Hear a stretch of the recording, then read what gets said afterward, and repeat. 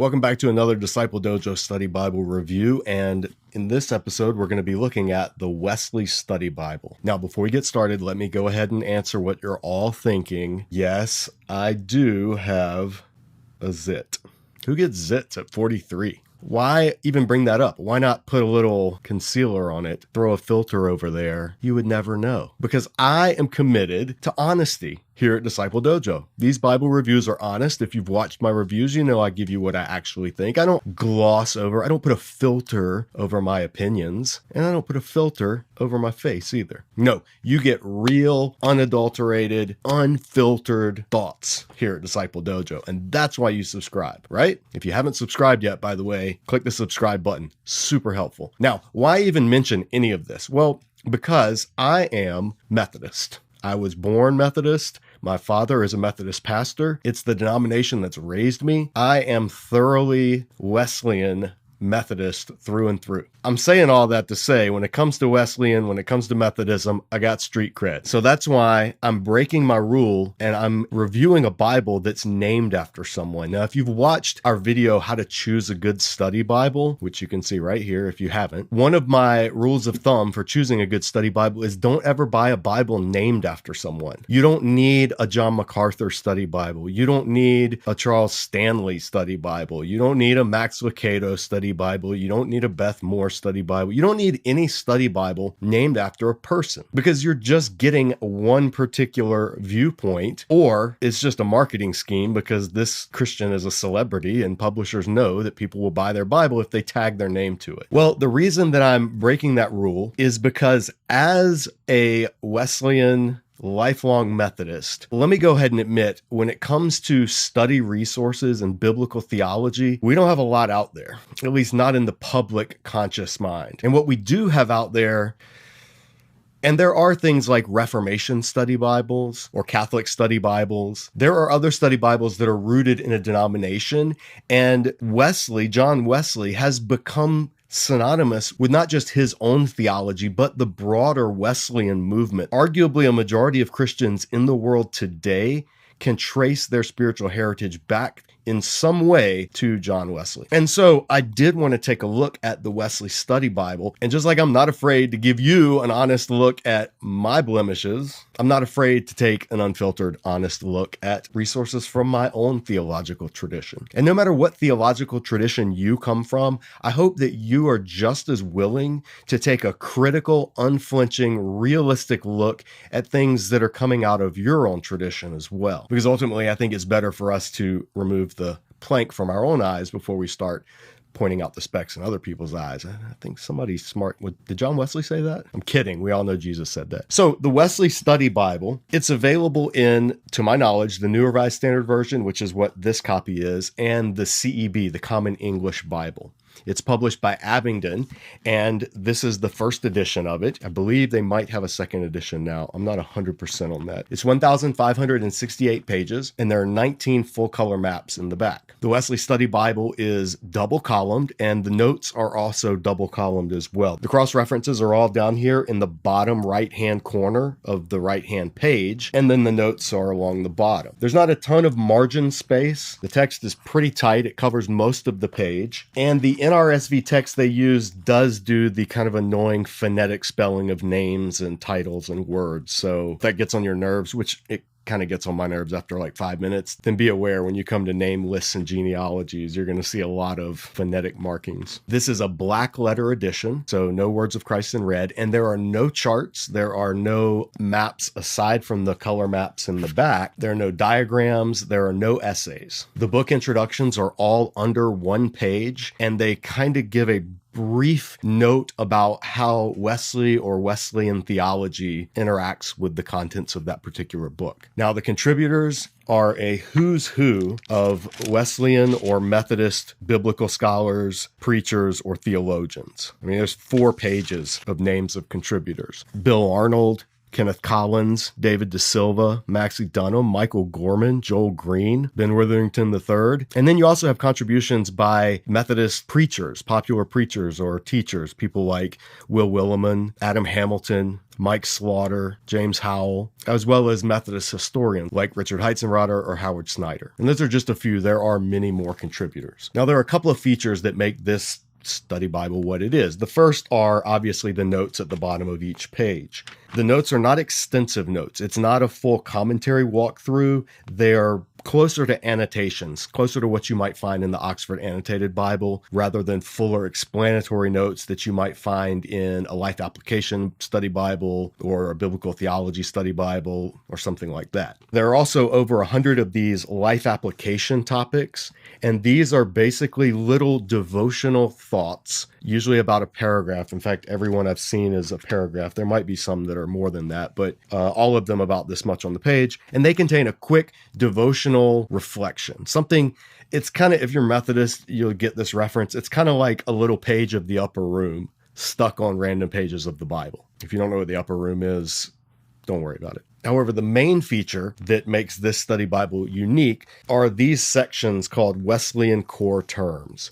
And they've taken about 200 terms that have significant meaning within Wesleyan theology in general, and they've put those next to passages where they come to bear. So these would be concepts like acceptance, the almost Christian, analogy of faith, assurance, backsliding, bands, baptism, bigotry, Catholic spirit, character of a Methodist, Christian conferencing, Christian perfection, circuit rider, and a number of other terms that Wesley emphasized in his teaching and preaching, and that Wesleyan theology has perhaps a different view of than other forms of theology.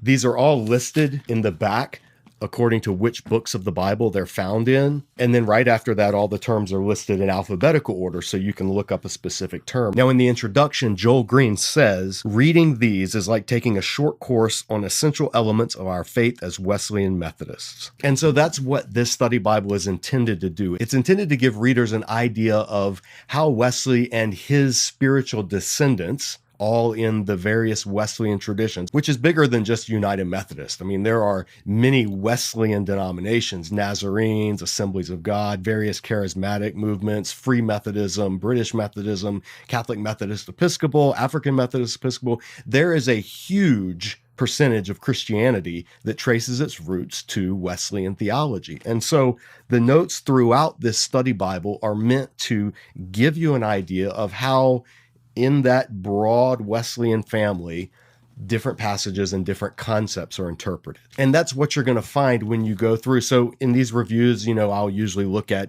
what are you going to find theologically when it comes to Genesis, Exodus, Romans, Revelation. Well, you're going to get basically material culled from Wesley's notes on the Bible, which is actually available for free online. And right here on page XXIII, they give you a link to where you can find an online version of Wesley's notes on the Bible. But the notes throughout pull from those as well as from Wesley's other writings. And they do cite from time to time various passages in Wesley. For instance, the note, the Wesleyan core term on care of creation in Genesis 1 will point you to Wesley's sermon number 45, The New Birth, section 1, paragraph 1. And it'll give you a short quote from that.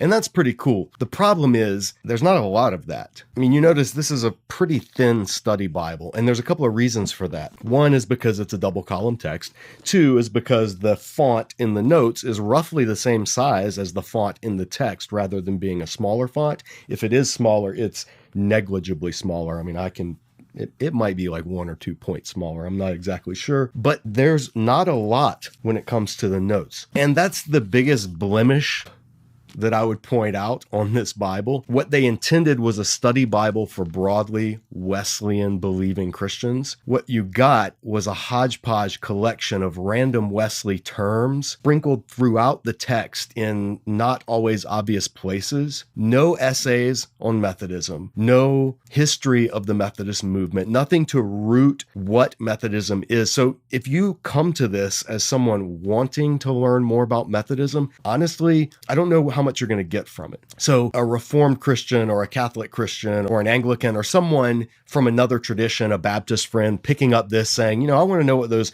Wesleyans think or those Methodists think. Unless you happen to turn to the page that has the subject that you want to know what Wesleyans believe about something, it's going to be hard to find. And even when you do, when you come to a core Wesleyan term, you're not going to get a lot. Let me show you an example. One of the most distinctly Wesleyan doctrines, and one of the most controversial and one of the most misunderstood, is the doctrine of Christian perfection. Now, Wesley himself wrote an entire treatise on Christian perfection. It's one of his best-selling works, and it is dozens of pages long in the printed edition. The only entrance in this Wesley Study Bible on Christian perfection is this one paragraph stuck randomly in 2 Kings. That's it. That's all you're going to get. Throughout the different study notes, they may mention the term Christian perfection. They may even reference his work on Christian perfection or one of his sermons on Christian perfection. But if you want to actually understand that doctrine, you get one paragraph stuck at the bottom of a page. That's just not good. That's just not good. What the Wesley Study Bible intends to be and what it markets itself as, and then what it actually is, are two pretty different things. Now, this is not a slam on any of the people involved. Some of the people involved in this are phenomenal scholars of the first rank. I mean, people like David De Silva, Ben Witherington, Michael Gorman. These are heavyweight scholars, so it's not like they're not anybody out there for Wesleyans to look to. And I don't know if it was just publishing constraints. I don't know if Abingdon just said, this is the page count that we're going to hit and no more. But when you compare this to almost any other major study Bible on the market, it's just really not very helpful. It gives a flavor of Wesley and Methodism. That's probably how I would put it as a Methodist in the Wesleyan tradition, wanting a good Wesleyan or at least Wesleyan-friendly study Bible, something that's not by the Gospel Coalition or the Reformed crowd that dominate evangelical publishing. And so when I turn to this, it's a letdown. It doesn't know what it wants to be because it's almost a study Bible, but not quite. The book introductions are what you would find in a devotional Bible. The life application topics are what you would find in little devotionals. Even the notes are largely devotional based or telling you, summarizing, Wesley thought this about this, and not giving a lot of study firsthand citations so you can go look it up, or essays, or the history of Methodism, or circuit riders, or the Wesleyan revival, or Charles Wesley's hymnody, or any of those things. I mean, they get touched on. So I can't technically say you're not going to get that when you use the study Bible. When it comes to deep, full biblical theology and explanatory notes and exegetical information, much like our communion cups, you're going to get a little thimbleful at most. And much like our current United Methodist denomination, the Wesley Study Bible just doesn't seem to know what it wants to be. United Methodism right now is in the middle of splitting into 2, possibly 3, maybe more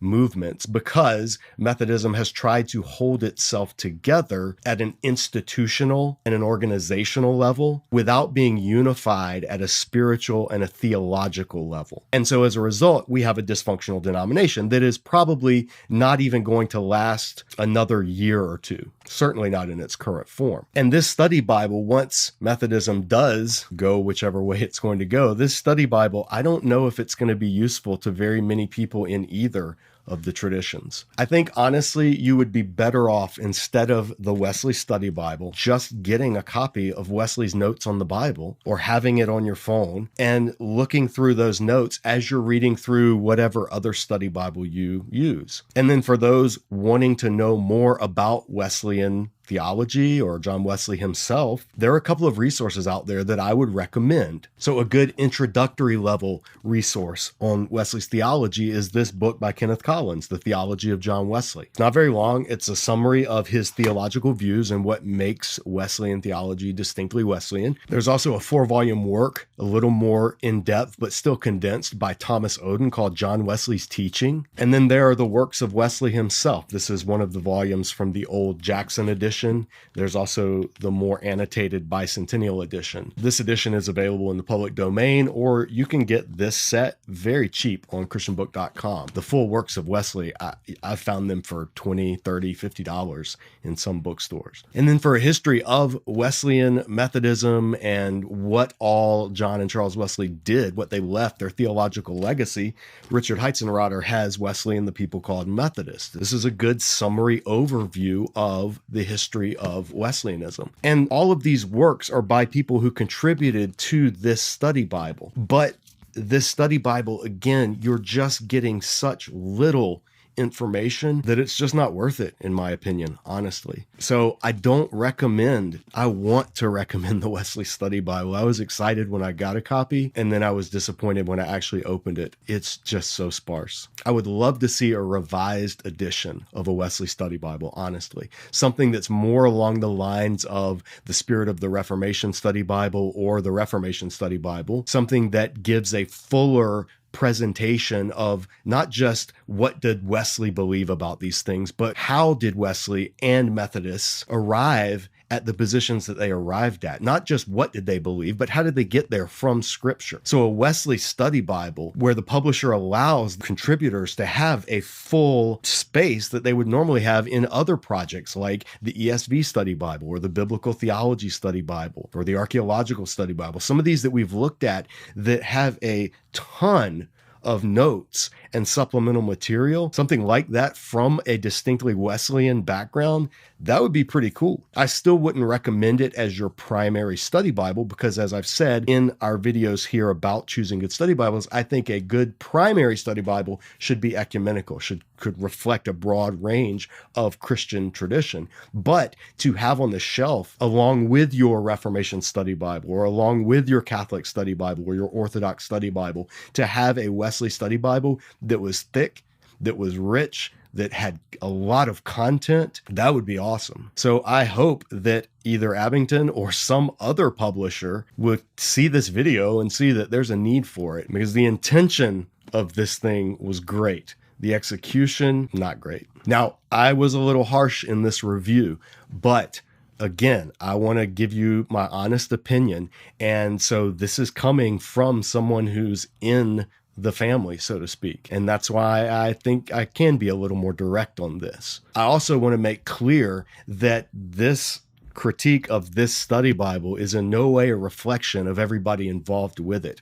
Like I said, I recommend, I look to, and I've been tremendously influenced by the works of many of the contributors to this study Bible. So go out and read the works that Michael Gorman has written. Read what David De Silva has written. Read what Ben Witherington has written. Listen to sermons by Maxie Dunham or Scott Jones. Read Heitzenrater's account of Methodism so you can understand, even if you're not, especially if you're not Methodist or Wesleyan, you should read those works. You should know about things outside of your particular theological tradition. But this isn't where I would send you. And so for that reason, I can't recommend it for what it is. But what do you think? Those are my thoughts on the Wesley Study Bible. Maybe yours are different. Maybe you love it. Maybe you order it and give it out to your third graders at confirmation class in your Methodist church. I don't know. But if you think I'm full of it, feel free to leave that in the comments below. If you agree, if you disagree, if you're somebody watching from Abington or another publishing house and this idea interests you, I would love to talk to you about culling from some of the best study Bibles on the market and creating something that is truly an asset to the larger body of Christ in the area of good, solid study Bibles. As always, thanks for watching. Stay tuned for upcoming study Bible reviews as well as giveaways. Hit the notifications button and follow along on this YouTube channel, because frequently I will make posts about how you can win some of the Bibles that we've reviewed here at the Disciple Dojo channel. So give us a follow, share this video if you liked it, if you resonate with it, and we'll see you back here next time for our next study Bible review. Thanks for watching.